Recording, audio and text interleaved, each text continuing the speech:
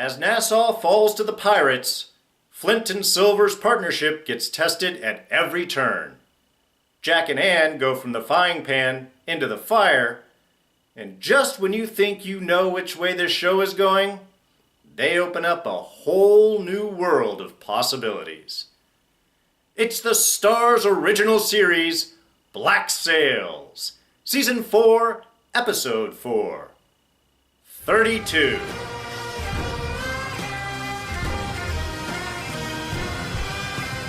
Hey everyone, D here, and welcome to this week's review of Black Sails. So, of course, we are sailing into spoiler territory. This is your final warning.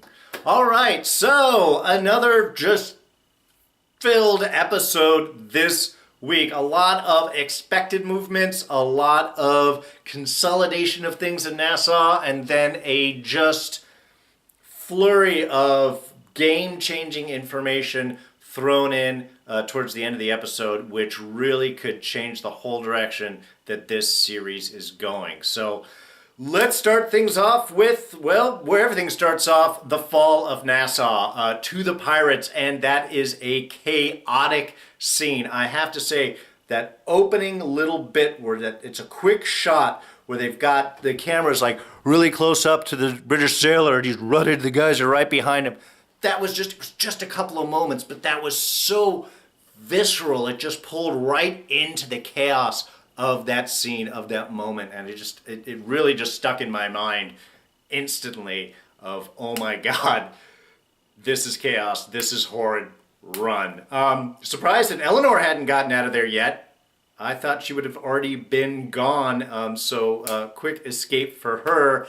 But really it comes down to Flint and Silver. And one of the recurring themes throughout this episode is their partnership being tested from all sides, from everybody around them. And they start off strong. That opening scene, as they're trying to, understandably get this chaotic mess under control. We have Flint talking to the captains about, okay, set things up, we're going to organize things the way that things used to be, with captains and ships and all of that. And the captains are looking at Silver. Hey, well, is this all right? Yes, of course, what do you think? And that's, we're seeing Silver's strength right here. But it's reflected at the end of that very self-same scene when they send the pirate after Billy, and Silver gives his order, and the pirate looks to Flint, and Flint's like, yes, you should go ahead. This is all these little forces trying to push and see where they stand, what the difference is, who's actually in charge. And as Flint had said at the beginning, the quicker they see there is no daylight between us, the quicker they understand that our partnership can't be breached. They have to stand strong together, and thus they can organize, orchestrate, they can maneuver this gigantic, chaotic mass and hopefully get some order into it. But to do so, they've got to deal with Billy. And really a powerful scene. There's a couple of very powerful scenes in this episode. The first one, of course, as Billy comes in to have the big talk, where you've got Flint and Maddie and Silver and Billy all in the room together to sort of sort things out. And Billy walks in very strong, strutting, and I like the fact that he puts down is whatever the differences everybody has here, these three main kind of forces at the moment have, in some ways they all want the same thing, and they know that chaos isn't the key. I mean, Billy has still been working. He's been keeping some of the chaotic pirates from getting weaponry and powder and stuff that could cause more damage, but he also gets Max, which we will touch on again in just a moment here. So he has still been working his end of things. He is still moving forward with the whole plan despite the differences that they have. And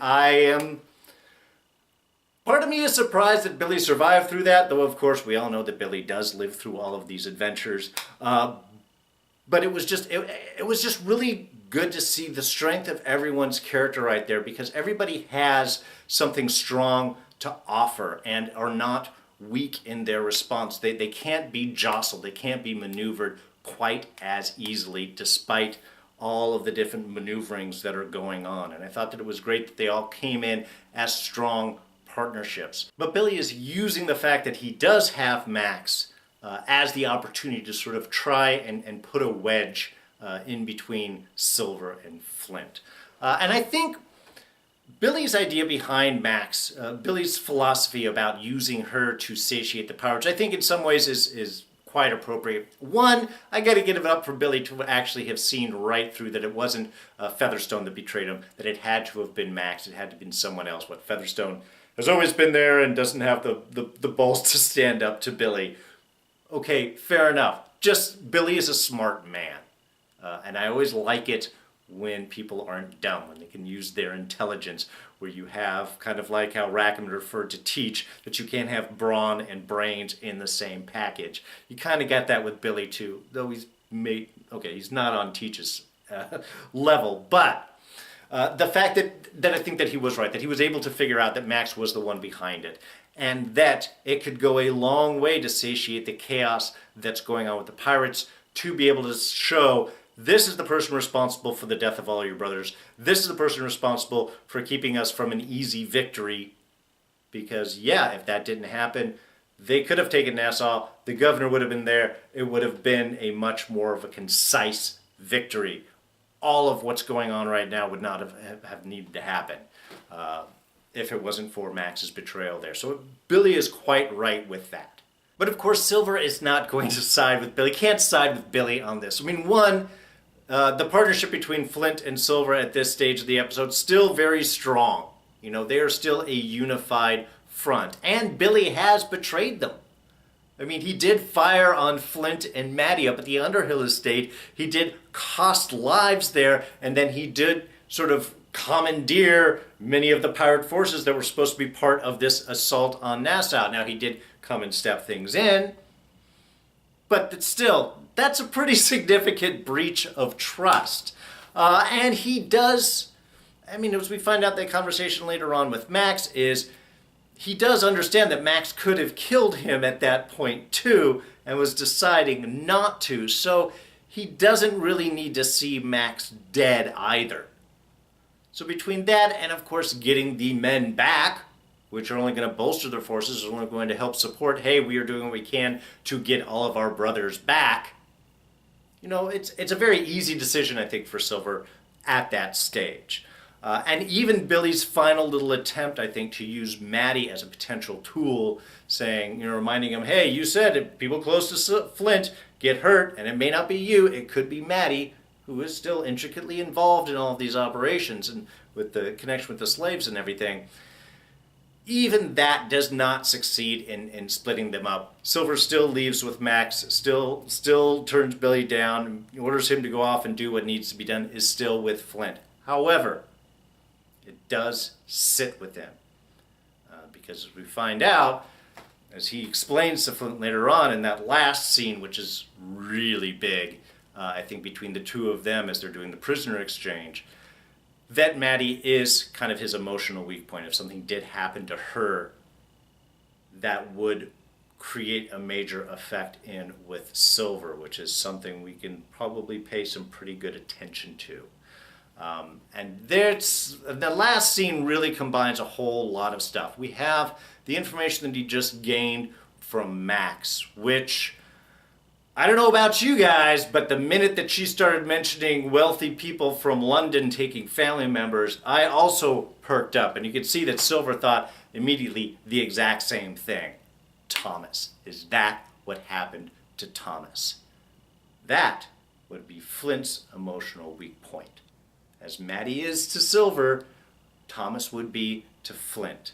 So with all of those moments and all of those tests throughout the episode, they are together until the end of the episode when they have that last meeting with Eleanor. Also, another beautiful shot there in the dark off of the puddle with the light and them in the background, and then just you've got Flint's footstep and then you got Silver's footstep in the foreground. Anyway, just beautiful lighting, beautiful shot as always. But that last final offer, that is the linchpin, that is the split point to them. And it's an interesting one because That's a big offer that Eleanor is throwing out there. Is that something that she could even back up? Is that something that Woods would support? Is Woods going to be willing to walk away? Yes, they get the cash, but the cash has to go back to Spain. They don't get to keep that money. I mean, maybe if there's some tax money in there thrown on top of it, they might be able to scale it. But really, the Spanish want all of it. So they've got to be able to return that chest. That is part of the deal. Would Woods even be willing to walk away from this after all that is done? He's still going to have his debts. He's still going to have his obligations. And Eleanor does have a rich family, but would her rich family be willing to just pay off those debts for no other investment because Nassau would be lost? So it's a big offer, but I'm not really sure how much Eleanor can actually back that up. And part of me is kind of surprised that Flint was willing to take it. But on the other hand, I think the way that he is seeing it is if they can win the day with no further loss of life, is that not worth it? Oh, and Jack and Anne and the rest of the Queen Anne's crew. Whoa, those were also unexpected directions. And in some ways, at least you would think that they might have a little bit of a fighting chance, get some of the big guys up against their big guy, and it might be able to, like, break him down. When they pull out a hammer, that's not fair. I mean, you thought at least, I mean, not that they're intending to be fair at any point here. But seriously, I mean, that just, you've got a big guy with a hammer versus the crew. That's not fair at all. So, of course, it's just going to keep racking them down. Rack. Anyway, until finally it gets down to Anne stepping up and throwing it in. And she's the fighter. She's the tough one. And it was just, overall, all of that, horrible as it was, I think it was a great scene just at that end bit of seeing Anne having a plan, willing to throw herself out there, maybe even thinking they might take it easy, play with her a little bit, and thus that would give her the opportunity to get to where she needed to be with the glass and the crunch and the stabby. That was awesome. Also, I loved how the pirates were all with it. Like, as soon as she had the keys, they were on it. There was no moment of, pause, whatever. Totally at that point willing to sacrifice a few more guys to flintlock shots in order to get out and finish up the rest of the crew. So as horrible as all of that was, and making Jack choose, I mean, even worse. It does end up well because the pirates will be free. They have a sloop. Where they go now?